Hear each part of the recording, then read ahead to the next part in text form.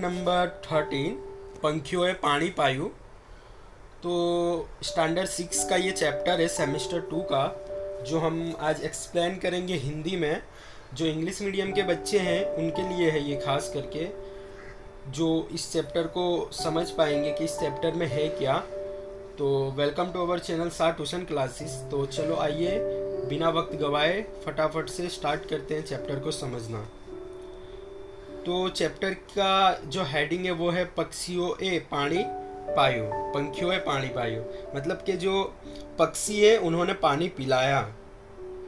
एक था छोटा पौधा, बहुत ही छोटा, यानी दिख भी ना सके इतना छोटा था। पशु उसके पास से चले जाते पर उन्हें वो पौधा नहीं दिखता। उस पौधे को बड़ा होने की इच्छा थी। उसे बड़ा होना भी था, ऊंचा भी होना था, आकाश तक उसे पहुंचना भी था। उसकी इच्छा थी और उसे बड़ा पेड़ बनना था, पर वह दिन पर दिन सूखता ही जा रहा था। उसे मान 2 या 4 पत्ते ही अभी आए थे। एक बकरी का ध्यान तभी उस पर गया और वो पत्ते भी बकरी खा गई। अब तो और पौधे की पत्ती ना रही, जिसकी वजह से वो और रोने लगा। एक दिन की बात है, एक पक्षी यानी पंछी भी हम उसे बोल सकते हैं, उड़ता उड़ता आया। आकर वह पौधे पर बैठ गया। पौधा उसका वजन नहीं सह पा रहा था, तो उसने उस पंछी से कहा कि तुम मुझ पर से उड़ जाओ, तुम्हारा वजन मैं नहीं उठा पा रहा हूँ। मैं मुड़ जाऊँगा या तो फिर टूट जाऊँगा। पक्षी उड़कर नीचे आया और पौधे के सामने बैठ गया।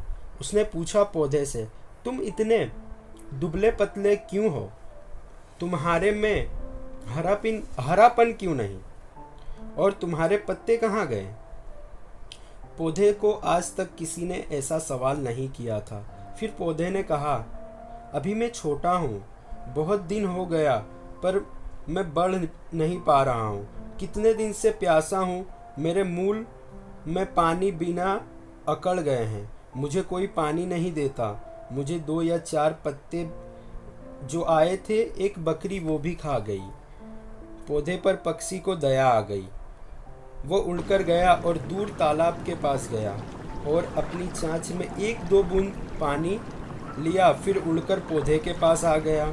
चोंच में जो पानी था वो पौधे के मूल में डाला, पर पौधे को भला 1-2 बूंद पानी से क्या होता।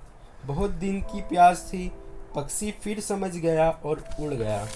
वहाँ से जब वो उड़ गया तो उड़ते उड़ते वो एक पेड़ पर गया, जहाँ बहुत से पक्षी बहुत से पक्षी वहाँ बैठे हुए थे। तो उसने सारी बातें उन्हें बताई। पक्षी मान गए।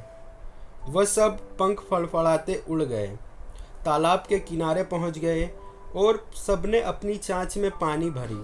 फिर भरने के बाद पक्षी आगे और सारे दूसरे पक्षी उसके पीछे उड़ने लगे।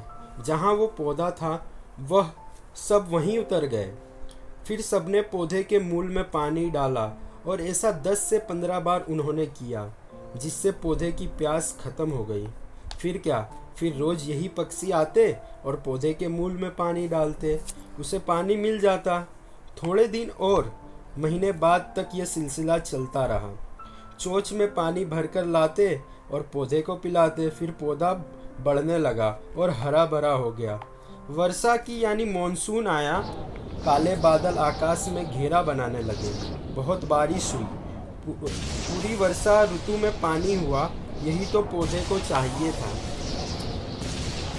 इसी तरह बहुत सारे सीजन मॉनसून के पौधे पर पानी की बारिश होती रही।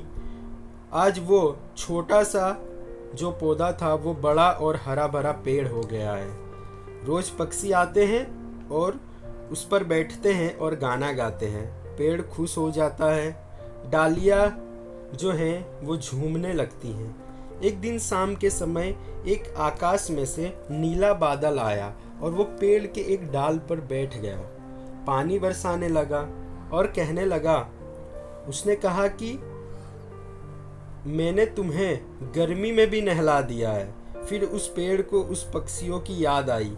तब उसने ये पूरी जो भी कहानी थी वो बादल को सुनाई। नीले बादल ने जब ये बात सुनी तो वो कहने लगा, पक्षियों की जात बहुत दयालु होती है और वो अच्छी होती है।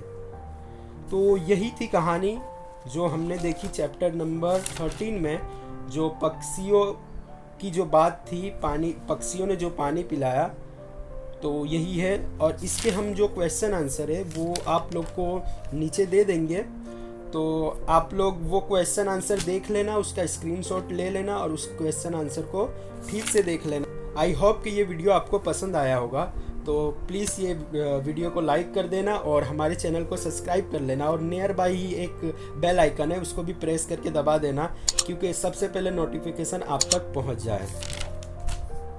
मिलते हैं अगले चैप्टर में, मतलब अब सेमेस्टर 2 का हम 14 नंबर का चैप्टर बहुत ही जल्द डालने वाले हैं, इसीलिए बेल आइकन ज़रूर दबा लेना।